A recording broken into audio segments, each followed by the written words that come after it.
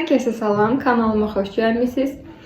Bundan önce paylaştığım kargo açılımı videosunun sonunda qeyd etmişdim ki, bundan sonraki paylaşımım kitablarım haqqında olacaq. Hansı kitabları oxumuşam, hansıları sizə tövsiyə eləyərəm, hansıları tövsiyə eləmərəm. Daha maraqlı olanları gəlin birlikdə seçək. Görək ortaq zövqlərimiz varmı? İlk öncə Hakan Məngücün kitablarından başlamaq istəyirəm. Hakan Məngücün bir yazar olaraq məndə yeri çox ayrıdır. Çünki bu insanın kitablarını oxuduqca sanki dincəlirəm. Psixoloji olaraq çox rahatlayıram. O bilirsiniz ki, sufizm fəlsəfəsi ilə gedən bir insandır və deyir ki, sufilərdə belə bir söz var ki, söz dua yerinə keçir. Ona görə də dediyimiz hər bir sözə diqqət etməliyik. Çalışmalıyıq ki, hər zaman pozitiv şeylərdən danışaq. Mövzularımız gözəl olsun, mənalı olsun. Daha sonra heç bir qarşılaşma təsadüf deyildir. Bu kitabın da məndə yeri çox ayrıdır. Həm də çox sevdiyim bir dostum almışdı. Hər şey vaktini beklər. Bu kitab da sevdiyim kitablardandır. Ümumiyyətlə, əslində daha çox Azərbaycan dilində kitabları sevirəm, amma bu yazarların yeri məndə çox ayrıdır. Doğan Cüceloğlu'nun Var mısın? Bu kitabı da bəyəndiyim kitablardan biridir. Daha sonra Azərbaycan dilində kitablara keçib. Məsələn, Müşfiq xanın şedevr əsərlərindən biridir, Ümidlərin izi ilə. Qarabağ mövzusunda ilk bestsellerdir. Deməli, Xocalı faciəsində əsir düşmüş bir qadının həyatıdır. Hətta öz dəftərçəsindən, öz günlüyündən alınan yazılardır. Ona görə yəni çox tükürpədici hadisələr var. Tövsiyə eləyərəm. Sonra Elxan Elatlı detektiv janrında oxumağı sevirəm, amma Elxan Elatlı'nın dili yazdığı, yəni yazdığı tərzi mənə çox yaxın gəlir, çox rahat gəlir. Yorulmuram, axıcılığı çox gözəldir. Eksperiment ən bəyəndiyim əsərlərimdəndir. Yəni Elxan Elatlı'nın çox əsərini oxumuşam, amma təəssüflər olsun ki, hamısı məndə deyil. Bəzilərini PDF formasında oxumuşam, bəzilərini rəfiqələrindən, tanışlarından alıb oxumuşam. Eksperiment, Xəyanət ilk oxuduğum kitablarımdan biridir. Bir də Görünməyən İzlər kitabı. Hələ ki mənim evimdə olanlardır. Ama daha çox kitabını oxumuşam, belə də deyirəm.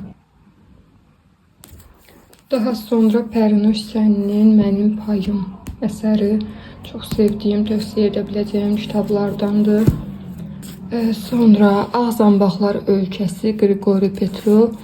Yəni hər insanın məncə oxuması lazım olan kitablardan biridir. Yəni sıfırdan bir ölkə qururlar bu insanlar. Yəni mənim üçün çox motivasiya edici bir kitabdır mənə görə. Milenaya məktublar, nə yalan deyim, axırına çıxa bilməmişəm heç vaxt. Çünki mənə sıxıcı gəlir, qısa-qısa məktublardır. Yəni mənə bilmirəm, sıxıcı gəlir, bir çox insanın sevdiyi kitabdır, amma axırına heç vaxt çıxa bilməmişəm. Sonra biraz motivasiya edici kitablardan göstərim. Uğurun 100 qanunu. Maraqlıdır, yəni. Bu mövzuya maraqlı olan insanlar üçün tövsiyə edə biləcəyim bir kitabdır. Bu kitab çoxdan almışam. Bir 6 il olar. Bir psixoloq mənə tövsiyə eləmişdi. Şematerapiya ilə işləyən bir psixoloq. O zamanki ruh halıma görə məndə olan şemalar biri fədakarlıq idi, səhv eləmirəmsə. Yəni maraqlı bir kitabdır. İçində yəni psixoloji testlər falan var. Onları eləyib sizdə olan şemaları tapa bilərsiniz. Sonra Varlı Ata Kasıb Ata. Bu kitabı da tövsiyə eləyirəm. Maraqlı kitablardan biridir. Pəmbə fili düşünmə. Zeynəb Səlvili Çarmıqlı. Bu da maraqlı bir kitabdır. Deməli, çətin vəziyyətə düşmüş bir qızın bu çətin vəziyyətdən psixoloji gücü ilə, öz beyin gücü ilə çıxma şəklidir. Daha sonra da insanlara motivasiya edici danışıqlar verir. Deməli, Ahmet Batman. Ahmet Batman yəni üzünü göstərməyən yazarlardan biridir. Hətta Batman'da heç soyadı deyil götürdüyü. Heç adı da bilmirik ki, Ahmetli yoxsa yox, amma o qədər maraqlı, o qədər şirin fikirləri var ki, ona görə mən onun kitablarını çox xoşlayıram. Məsələn, burada yoxdur, elə çoxdur. Bunun içində bu arada güllər var. Yəni şərt deyil ki, qarşı cinsdən olsun. Şagirdlərimdən, nə bilim, sevdiyim dostlarımdan aldıqca qeyd eləyirəm. Bunu yəni qoyuram kitablarımın arasına. Bana ikimizi anlat. Bu da sevdiyim kitablarından biridir. Romantik insanlar üçün məncə yaxşı fikirdir.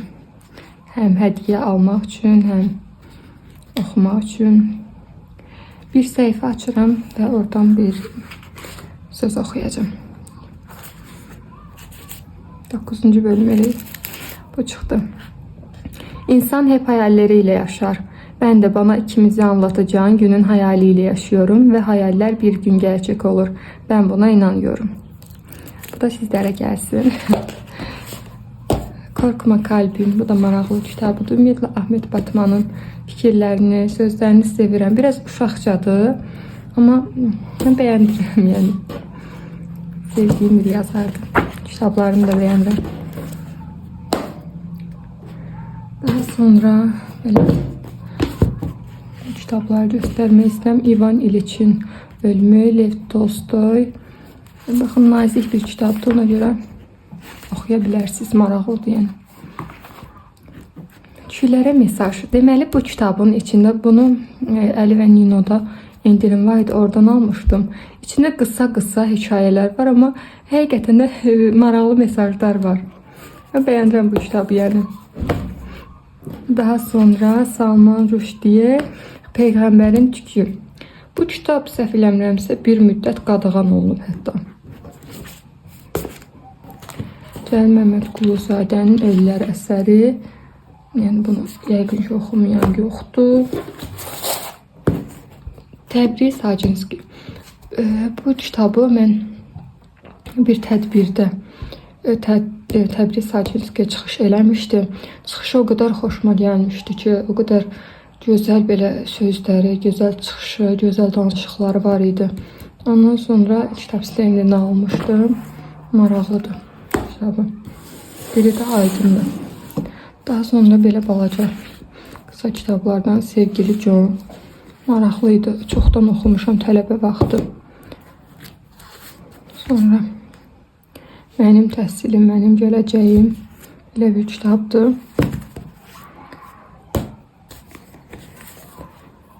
Mən Necə İdiot Oldum. Bu da maraqlı kitablardan biridir. Balaca, belə qısa.